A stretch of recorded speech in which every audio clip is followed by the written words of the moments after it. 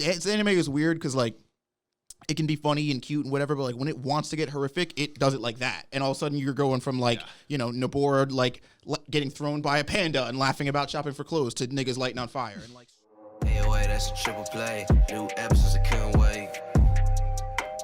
Yeah. Open your mind at the first gate. Press play, no need to debate. AoA, check me out. Look, clocked in, you can catch the hype. Golden Dawn, how we follow the light. Anime like life, married to it, my wife. What is going on, ladies and gentlemen, boys and girls, people of all ages? Welcome back to the AoA show. I'm your host, as always, Ian, along with my boys, Isaiah. Yo, what's up? And that's it. It's just Isaiah. All right. So today we are talking about Jujitsu Kaisen episode 6. This one's called Heavy Rain. Good amount to talk about this episode in terms of like prediction wise, where we think this is going, because there's a lot of setup, I would say, and explaining. A lot of comedy, in my personal opinion, and I'm excited, especially to see where these characters are going to go from here. So if you guys like the discussion today, you like the content, you want to see our beautiful faces, you can support us by hitting that like button, subscribing to the channel, hitting that notification bell, sharing with your friends, and commenting your thoughts down below. What did you think of today's episode? Our discussion of it. What are your thoughts on Jujutsu Kaisen as a whole, and specifically this episode? We're looking forward to hearing those thoughts down below. Anyway, let's hop into this discussion. So, like I said, for me, it seemed like a setup episode. I appreciated the first let's talk about, it from the order that we received it. And that is the first encounter we have with Sukuna and Itadori within Sukuna's chamber, actually, which is interesting because you'd think it'd be, Itadori's mind, which he's like, is this my mind? He's like, well, kind of like, this is my realm, actually, and I'm just kind of like chilling in your body, like this is my house, right? Doesn't seem like a really well-kept place at all. So I'm wondering, the more fingers that are consumed, maybe he like adds some, I don't know, tapestry to the walls, or like something going on, maybe like lessening the blood a little. Crossing, yeah, that's what I'm thinking.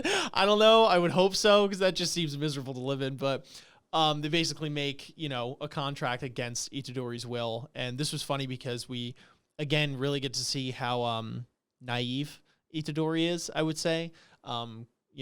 As are most of your generic anime shonen protagonists, when, he's got that confidence, which you just can't.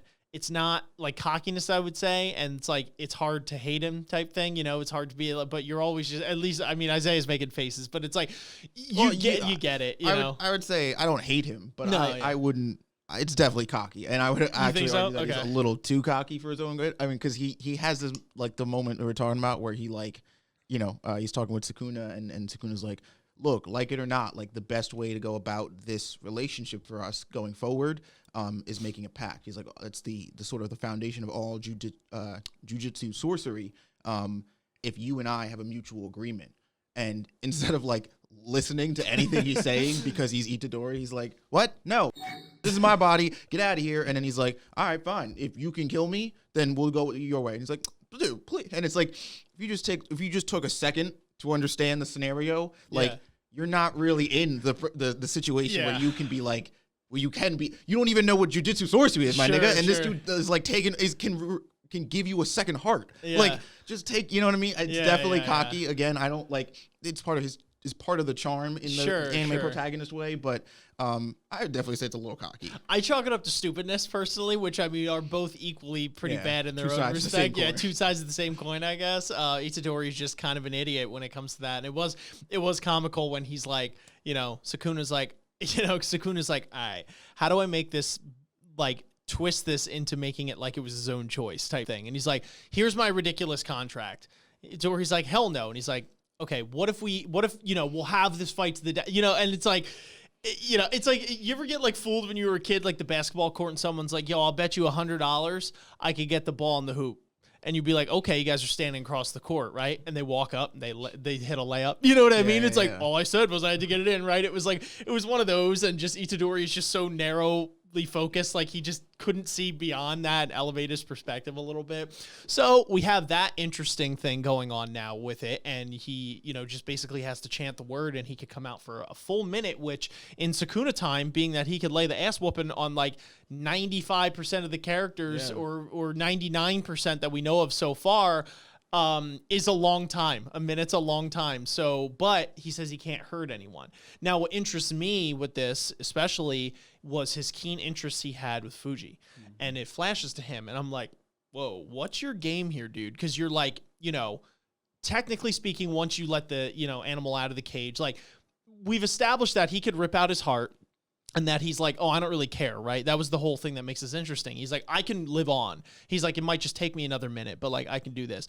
But for him to consciously make this contract, knowing that he doesn't necessarily have to do it, and although it definitely benefits him in certain ways, for him to go through with that was interesting, and particularly interesting because he has Fuji in mind, right? When he says that. So I'm like, what's the deal here? Are you going to try and turn him to your side? Do you see something in him that's like even more latent ability than Itadori? Are you got like, what's your game here? So. Yeah, I definitely feel like so my thing with the Fuji scenario is that like we see it pop up again later in the episode when he's with the rest of the sorcerers, and they're talking about training, and they're training, I think they call it the exchange event, if I'm not mistaken. That's like the thing that they're all training for.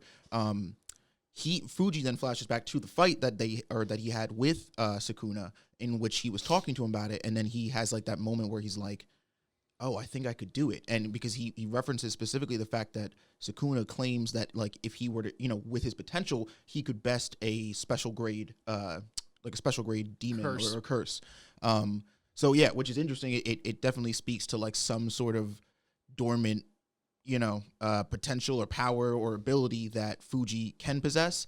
And I like how they sort of hint at this by when they're all with the sorcerers are all in that, part or camp, wherever they're at their field.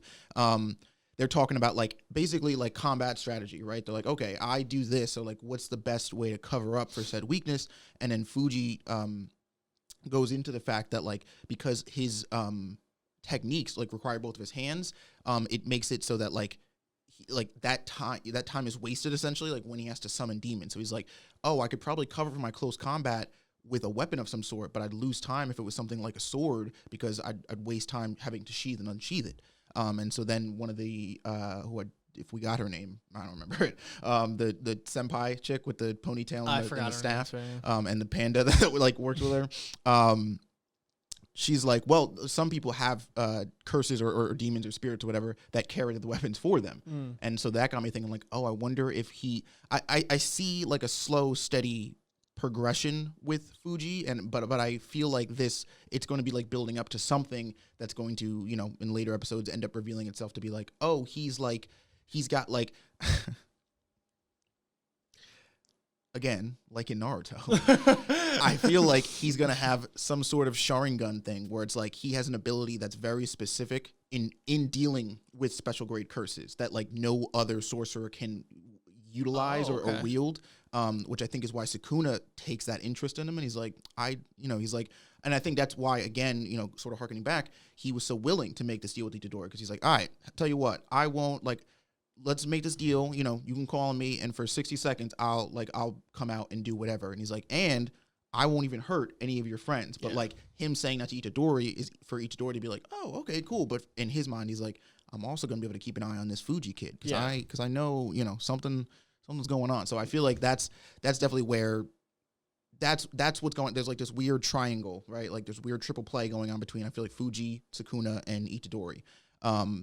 But yeah, it was definitely really cool. I like the fact that like in the episode here, we said it before, but like you really get a sense of like how little Itadori still knows about the world of like jujitsu sorcery and like being a sorcerer, because like there's, essentially, later in the episode when Gojo starts breaking it down for him, like there is, there's a whole technique side, right, to this that like he doesn't like, in the physical department, he even says like Itadori is a cut above the rest, but he has absolutely no leg in sorcery or how to use techniques or anything. So I like that this episode existed because I like the way that they break down the lore and the technique, and I like the way that he's like, and when they were explaining even his training method, I found myself at like at the first time that they like revealed it, I was like, oh wait, what is the point of this? But then he explains it, and I'm like, oh okay, well if the point is to like learn to master your emotions, essentially, right? Because that's how your cursed energy feeds off of negative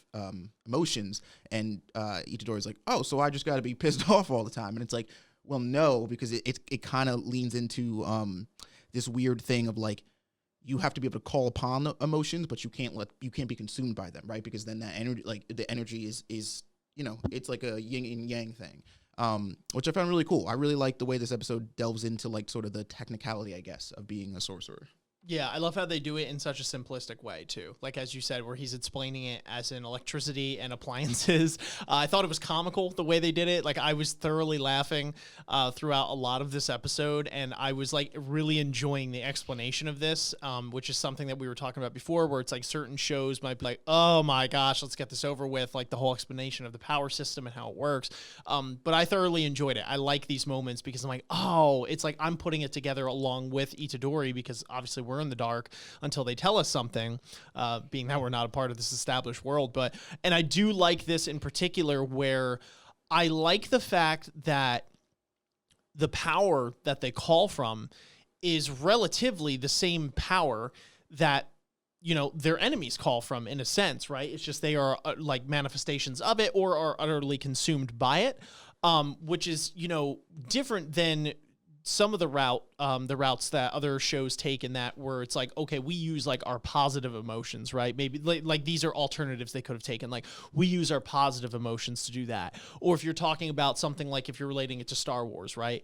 Like the Sith, use their emotions to an utmost, but the Jedi, it's not that they really use it, it's the suppression of emotions just in general, right? But I like that this one is like, no, there is only one way to do this. It's fight fire with fire. It's just a matter of if we're going to be consumed by it or not, right? And that will be interesting going down the line, because that obviously puts a limiter on how much they can do without being consumed by it and therefore becoming what they're fighting.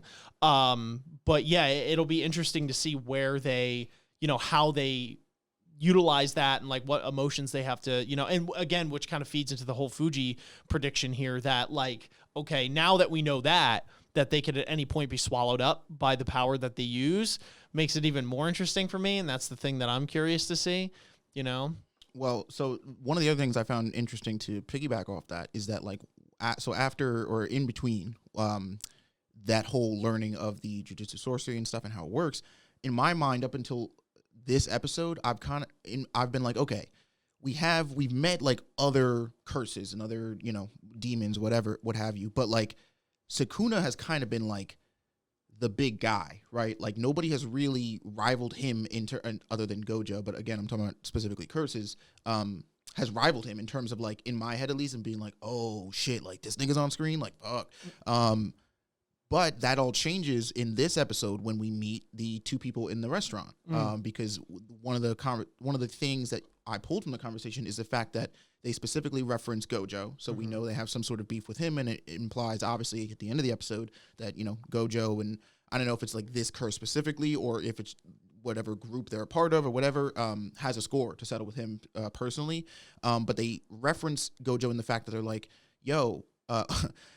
Mind you, while this demon is quite casually and literally lighting niggas on fire like they're matches, crazy, quite horrifically, might I add. I mean, this anime is weird because like it can be funny and cute and whatever, but like when it wants to get horrific, it does it like that, and all of a sudden you're going from like Nobora like getting thrown by a panda and laughing about shopping for clothes to niggas lighting on fire and like scream, and it's like, but anyway, in their conversation while this is happening, he says, oh, so how strong do you think I am in terms of Sukuna?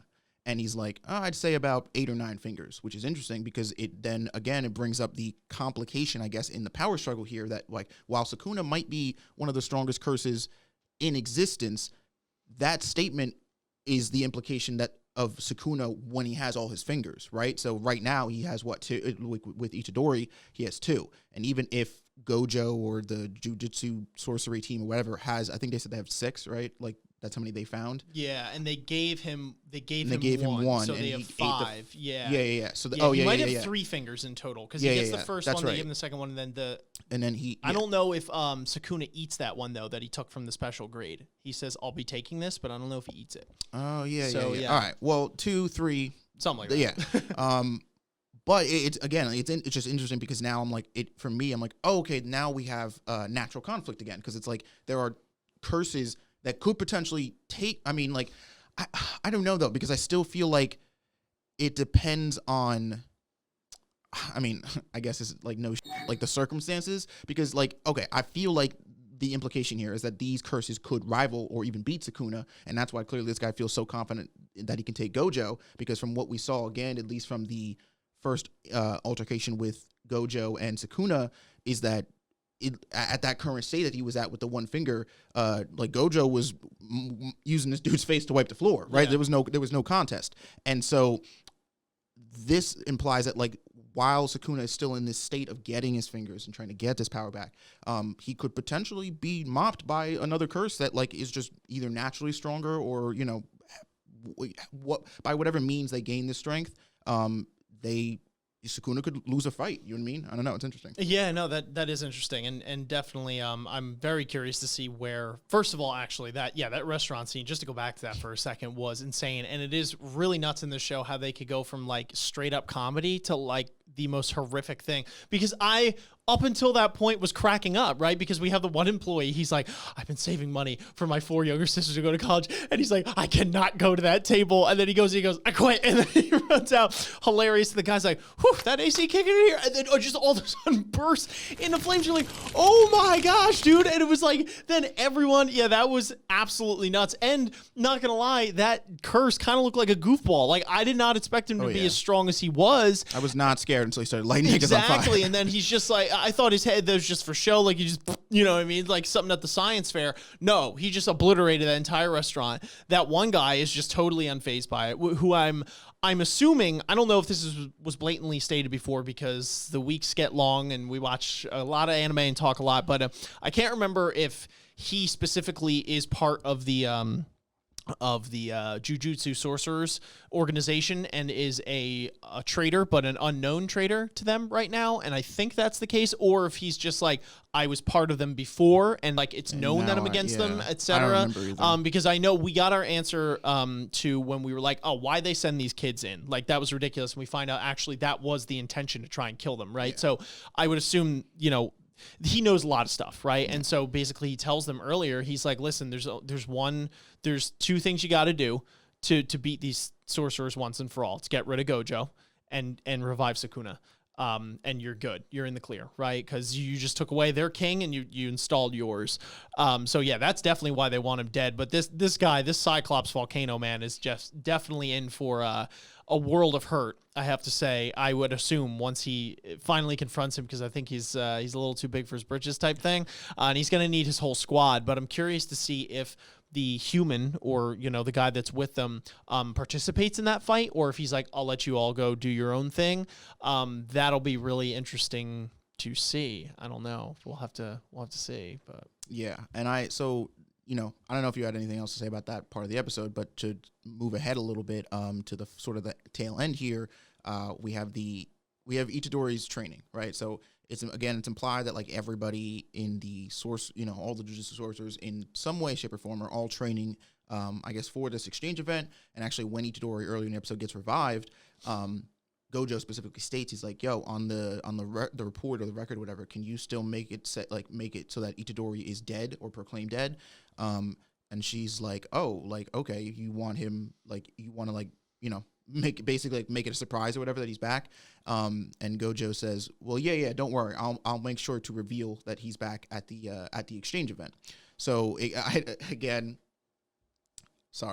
immediately got Naruto vibes from the tuning exam when Kakashi's like, when after Sasuke gets knocked out, Kakashi's like, don't worry, I'll train him up. And then like you don't hear anything from either of them until they're basically almost late for the tuning exams, and they roll up with that dope ass fucking entrance. Where I'm like, oh, okay, I see. So Gojo's kind of gonna just take Itadori's side and make him like a low key badass with sorcerer energy or cursed energy, which is, so it's cool. And so The method, though, that they're using to train, again, I mentioned earlier, at first I like almost scoffed at because I'm like, okay, but like or in my head I was like, because I understood what the point of it was. So then in my mind I was like, okay, but there's got to be a more effective way to do that. But then when he introduced the cursed doll, right? Then I was like, oh, okay. So that was cool because it ties that back in.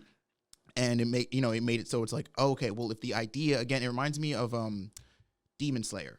You know how in Demon Slayer, they one of the main methods of combat or fighting is breathing techniques, right? And so the whole idea is that like you have to be 100% focused when using these techniques on your breathing, and the way you control it, either amplifies or enhances like how strong your attacks are like after the fact. But then once Tanjiro and his crew subsequently learned like that ability, there, it gets stacked on top of itself of being like, okay, well, what you just learned is like kind of literally like the grade school, like that's the base entrance. Like every Demon Slayer who's anybody needs to know that. But total concentration, full breathing, or whatever the actual name is kind of like the actual standard, which means like 100% of the time on and off the clock, like you need to be able to control, you need to be at the level of breath control, but like while doing anything and everything, even sleeping. And so that's the vibes I got from this, where it's like, no, you need to, like, I'm telling you what cursed energy is and how to use it, but you need to be so good at it that like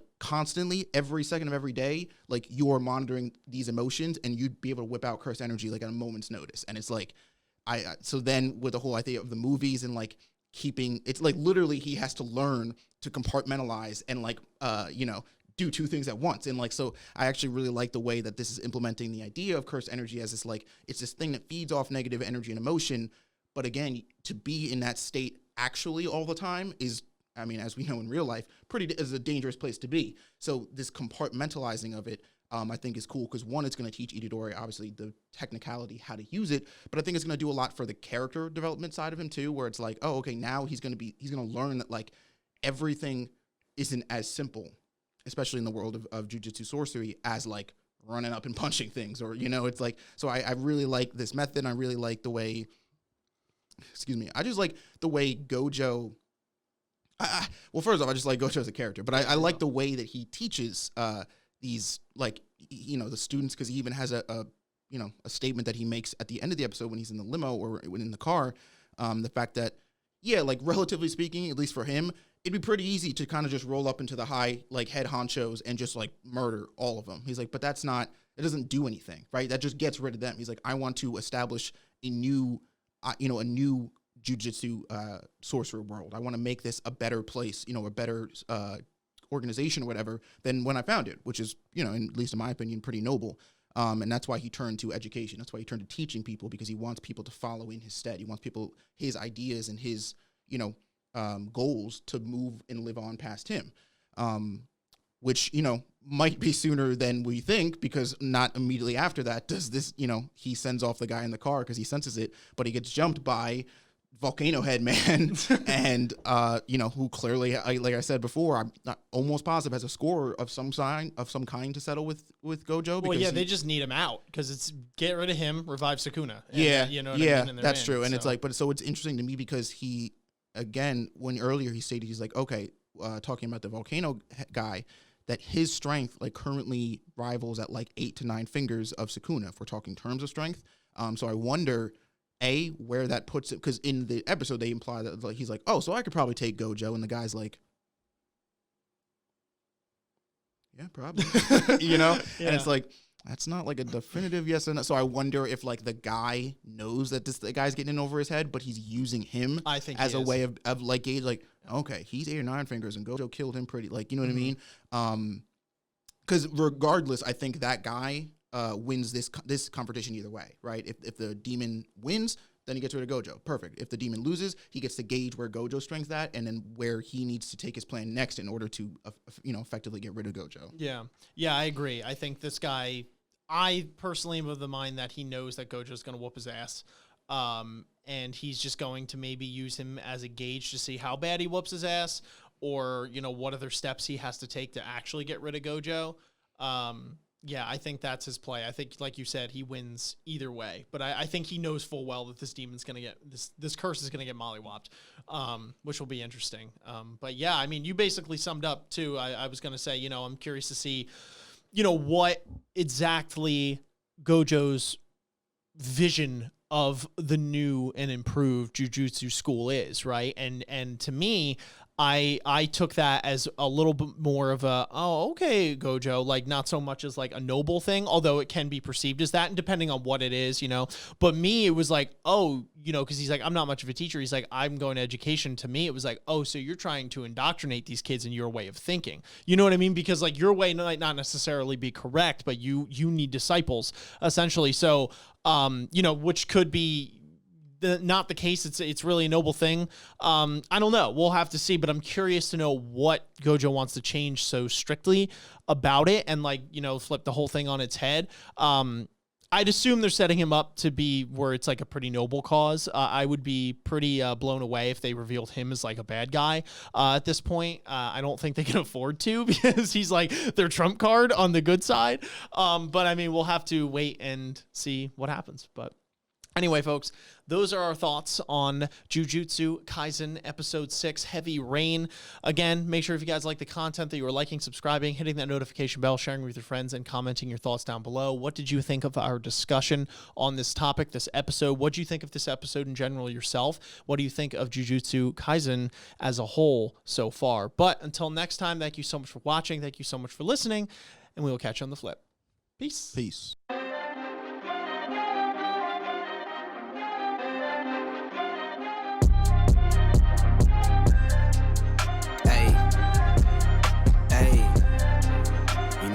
Dog.